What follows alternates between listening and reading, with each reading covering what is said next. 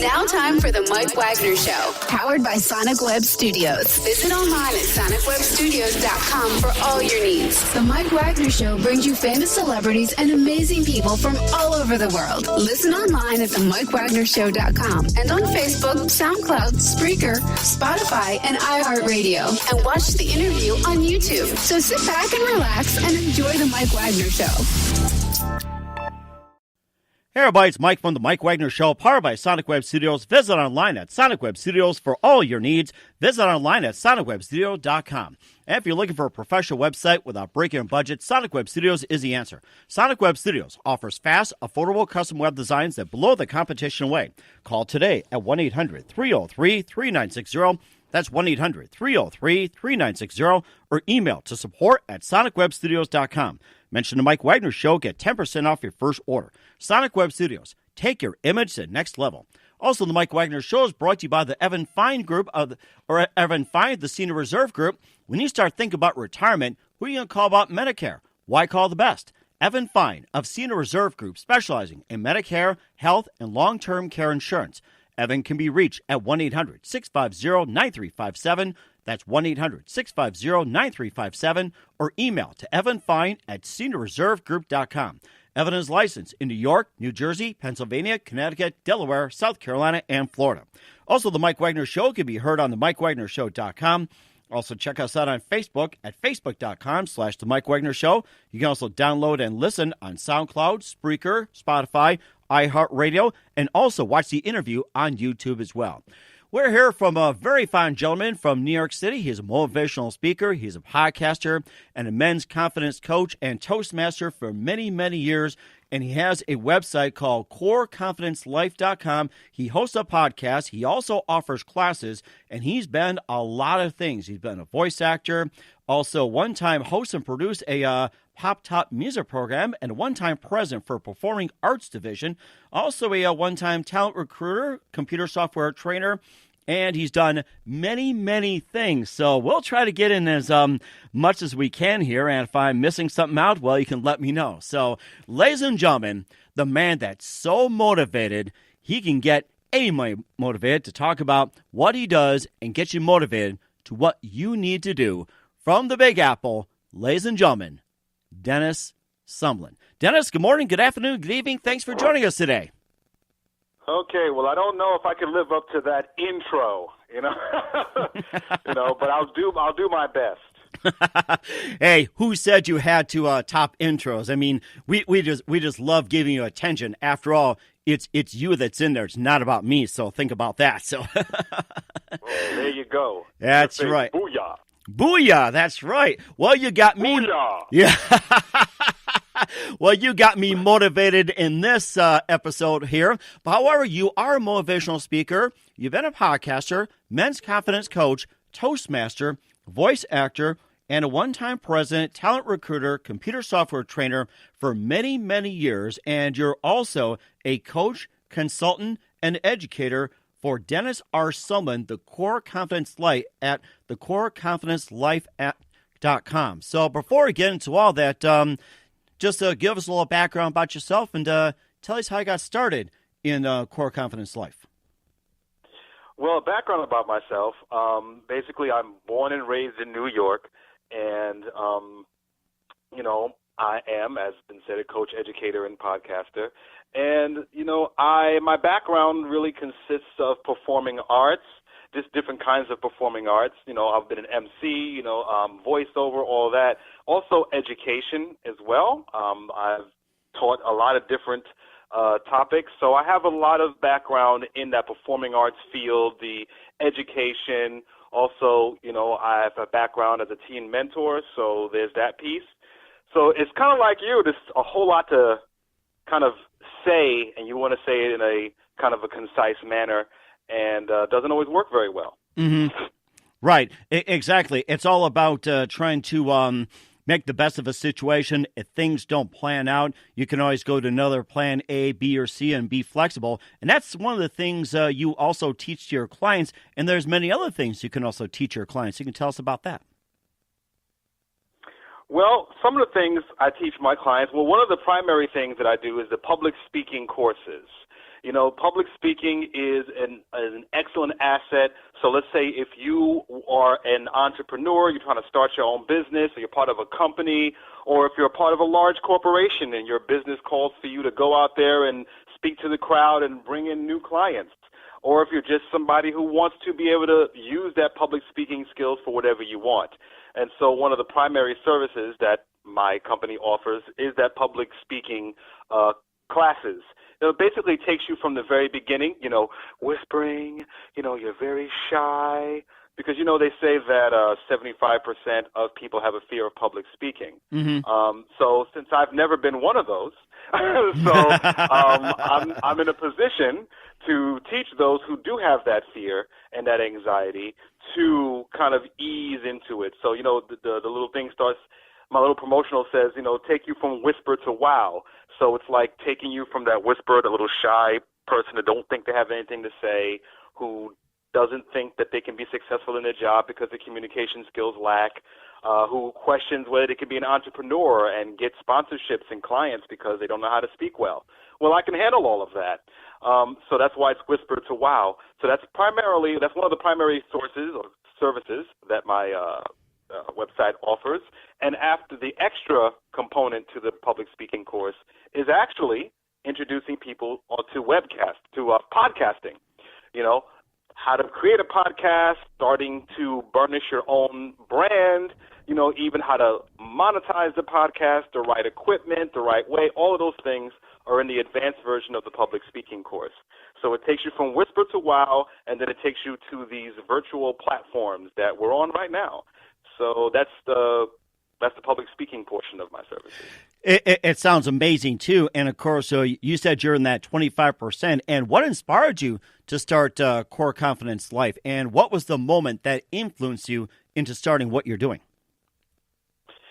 Well, Core Confidence Life was an idea that came about over a course of time, because, well, first of all, when I was younger, I used to create things. I always had a knack for expressing myself, whether through improv acting, which I have training in, I have vocal training. I used to make kind of improv skits when I was a kid. I got tapes back from when I was 11 years old, making different voices and playing out different skits. Also, I got into making music demo albums. So it's really all about expressing myself, whether it be something creative or relaying something real that I feel. I've always had this capacity to just want to express myself and talk and, inspire people and get people moving. Even when I was younger, even when I'm 14, 15 years old, I was constantly chanting about, philosophies of honesty and all that kind of stuff. So it seems like I was just kind of, I think we're all born with our own set of talents. I think we all are given a big old IKEA box of talents, and it's up to us to try to put them all together. So I spent my earlier years trying to put all these talents together and make it. So on top of that, I didn't have any fear of speaking and acting and doing anything of that, but pursuing those things, among other things, presented a new obstacle, actually, because the obstacle at that point was believing in myself and self-confidence. Mm-hmm. So while I'm confident in public speaking and acting and being a philosopher, and, I can go on and for hours pontificating on issues. But when it came to, but when it came to actually having that core self-confidence, that's right, core self-confidence, that was lacking in me. There's a lot of reasons why it was lacking, but we can get into that if you want. But it was lacking in me. And so I needed to figure out a way how I can live my life and do the things I want to do, go with my independent spirit streak that I have. I'm a very independent spirited person. And how could I do all these things without shying away from it? Because, when you have lack of confidence and low self-esteem, you think about what other people are going to think of you. You worry about rejection. You worry about people's perceptions. You worry about whatever fake stigma society has placed on you. You worry about all these different things. You worry about whether you are even an imposter. There's this thing called the imposter syndrome. So I had to work through all of those different things in order to be able to exercise my full range of talents. And so this Core Confidence Life company was a culmination of all that. It was a culmination of my long experience in performing arts and speaking. It was also a culmination of my long experience dealing with low self-esteem, lack of self-confidence, both within myself and some of the people and some of my friends. And as I said earlier, I was a teen mentor. So, and some of my, I guess, for lack of a better term, clients or whatever, or mentees. So I have I'm well seasoned in learning how to change your mindset, kind of reject the storyline and the stigmas that society gives you. I know what it's like to have anxiety and depression, a deep depression, even contemplating suicide. I know what it's like to have a screwed up, messed up image of yourself, body, mind, and soul, and how to work from that, how to work from a place of not believing in yourself, not listening to your soul, not exercising your true full talent, to coming around to not only recognizing and exercising your talent, but finding and helping bring out those talents and self-esteem in others. So that's how that came to be. That sounds amazing, too. And you talked about, you wanted to talk more about what you said earlier, and you said if you want to talk about, like with your personal core, that's fine, too. And it's okay to pontificate on that subject as well, too. So if you want to pontificate, go right ahead. And that's my favorite word. Every time I hear the word pontificate, it makes me think of the pontiff in a church. So, Well, sure. I mean, when it comes to self-esteem, you know, I consider myself a very self-learned, self-taught person. You know, I'm very learned in these kinds of things.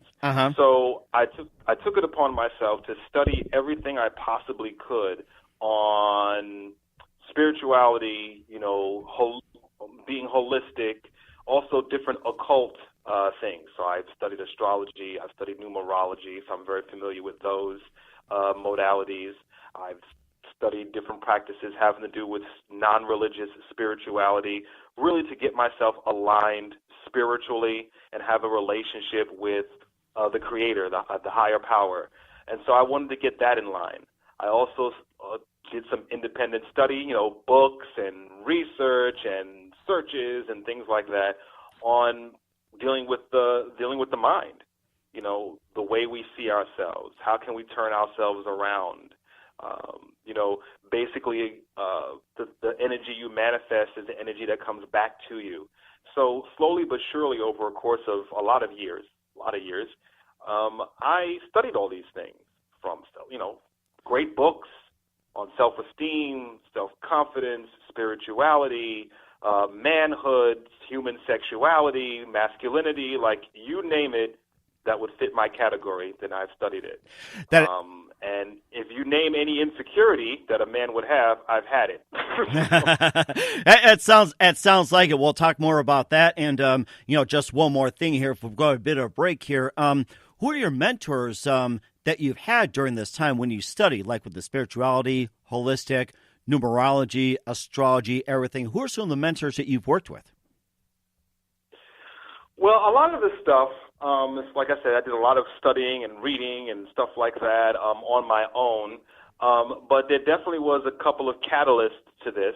So when it comes to the spirituality, I left Christianity when I was a kid because I knew that there was something else there that I would resonate with better. I didn't find that system to be something I resonated with, and eventually I became a Buddhist. And I practiced Buddhism, and Buddhism was more in line with what I instinctively believed about the world, spirituality, creation. It was definitely a lot more closer, but I made the decision at one point that I didn't really want to be part of any really organized religion like that. So I took on holistic studies on my own. So I think you can probably, as far as mentors or things, you can probably put that on the list as far as what launched me deeper into a spiritual understanding of life. As far as the practical, earthly side of